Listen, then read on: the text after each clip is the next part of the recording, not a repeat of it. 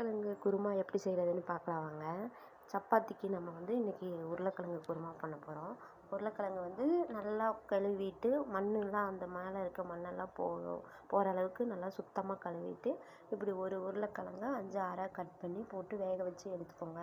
நான் இப்போ தேவையான பொருள் பொட்டுக்கடலை, சின்ன வெங்காயம், பூண்டு, 4 பச்சை மிளகாய், கொத்தமல்லி, கருவேப்பிலை,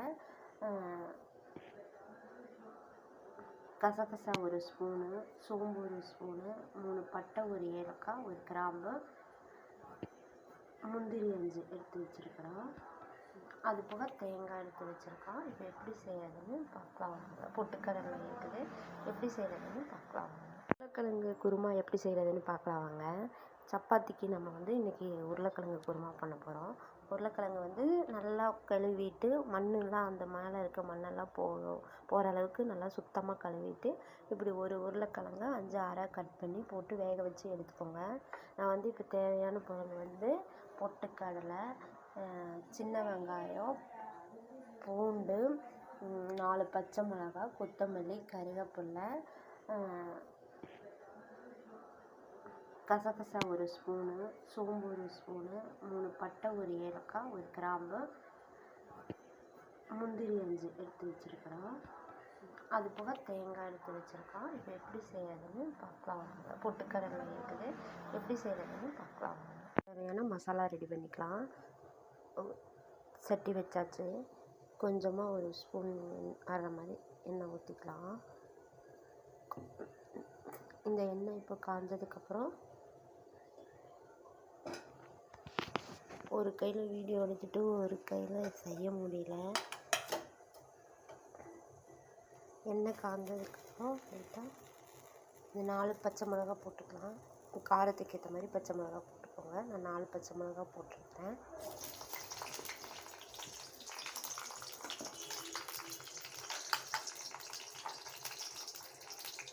நாலு பல்லு பூண்டு,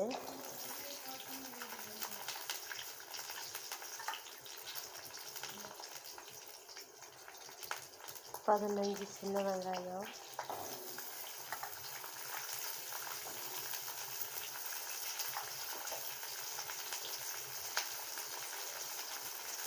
கொஞ்சமாக கருவேப்பிலை,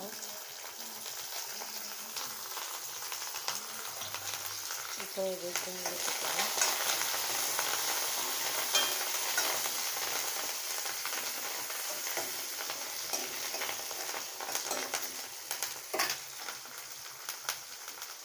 அடுப்பை ஸ்லோவில் வச்சு பண்ணிக்கோங்க.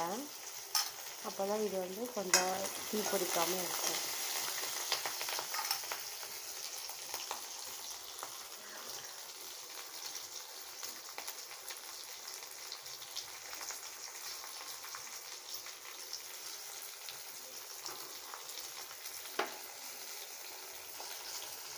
நம்ம இப்போது எடுத்து வச்ச 1 ஸ்பூனு சோம்பு, கசகசா, முந்திரி இதையும் இது கூட போட்டுக்கலாம்.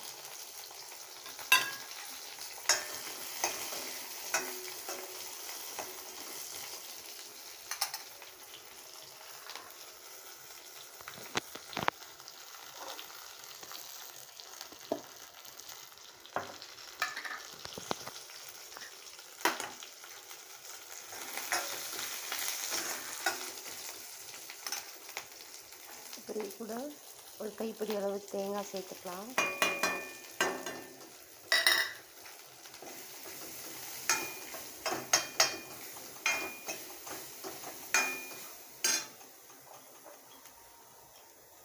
ஒரு 1/4 டீஸ்பூன் மஞ்சள் பொடி சேர்த்துக்கலாம். இது கூட கொத்தமல்லி தழை ஒரு பொடி சேர்த்துக்கலாம். இந்த மாதிரி நல்லா வதக்கி விட்டுக்கலாம். நான் ஃபஸ்ட் டைம் வாய்ஸ் கொடுக்கறதுனால கொஞ்சம் பேச்சு சரியாக வர மாட்டேங்குது. அடுத்த வீடியோவில் சரி பண்ணிக்கிறேன். ஒரு கையில் வீடியோ எடுத்துகிட்டு ஒரு கையில் பண்ணுறதுனால சரியாக பண்ணிக்க முடியல. அடுத்த வீடியோவுக்கு இன்னும் பேச போக போக வீடியோ பண்ணும்போது வாய்ஸ் சரியாக கொடுத்துக்கிறேன். இதை நல்லா இப்படி வதக்கி விட்டுக்கலாம். வதங்கினதுக்கப்புறம் இந்த மசாலாவை கொஞ்சம் ஆற வச்சு மிக்சியில் அரைச்சி எடுத்துக்கலாம். ரெடி பண்ணுறதுக்கு பாத்திரம் வச்சு பாத்திரம் காஞ்சதுக்கப்புறம் கொஞ்சமாக எண்ணெய் ஊற்றிக்கலாம்.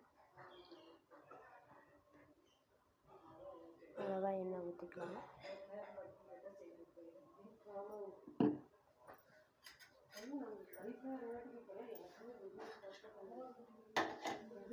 எண்ணெய் காஞ்சதுக்கப்புறம் 3 பட்டை 1 கிராம்பு போட்டுக்கலாம்.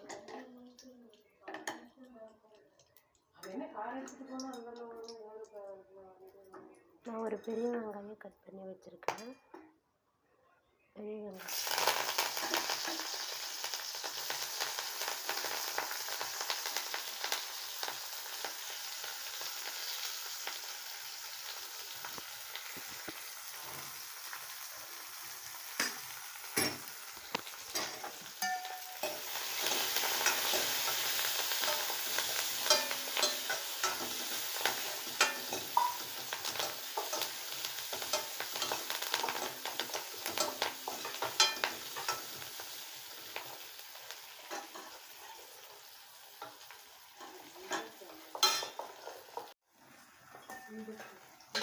பொன் நிறமாக வதங்கினதுக்கப்புறம் தக்காளி போட்டுக்கலாம்.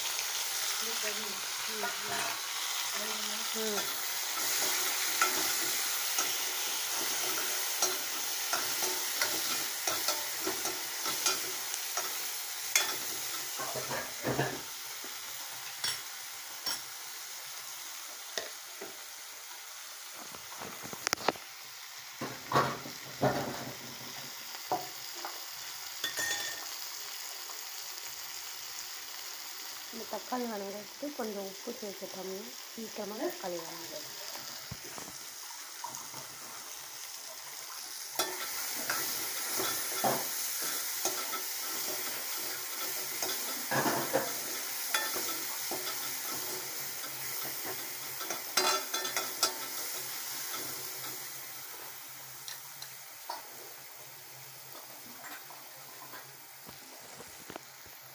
அதுக்கப்புறம் வேக வச்ச உருளைக்கிழங்கு சேர்த்துக்கலாம்.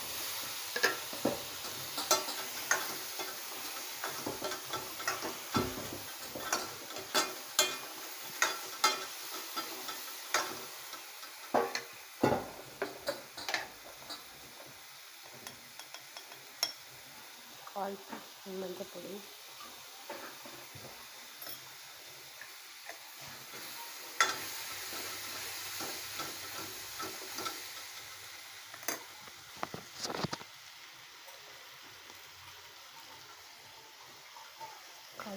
உப்பு,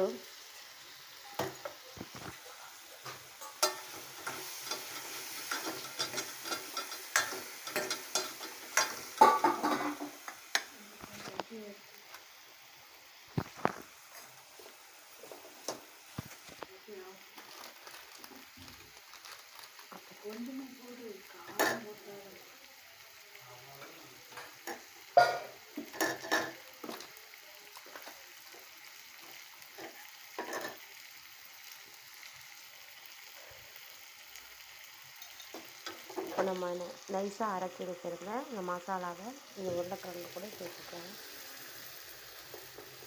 சேர்த்துட்டு உங்களுக்கு தேவையான அளவு தண்ணி ஊற்றிக்கோங்க.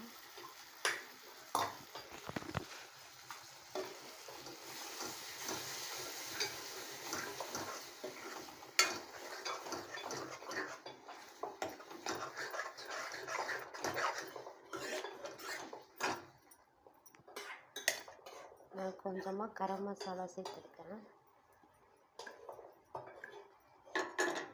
1/4 டீஸ்பூன் கொஞ்சமாக கரம் மசாலா.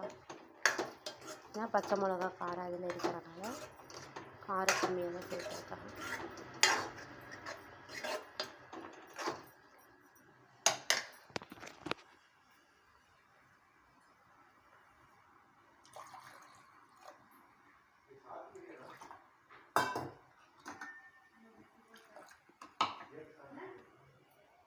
ஒரு கப் அளவு தண்ணி சேர்த்துக்கோங்க. உங்களுக்கு தேவையான அளவு தண்ணி சேர்த்துக்கோங்க.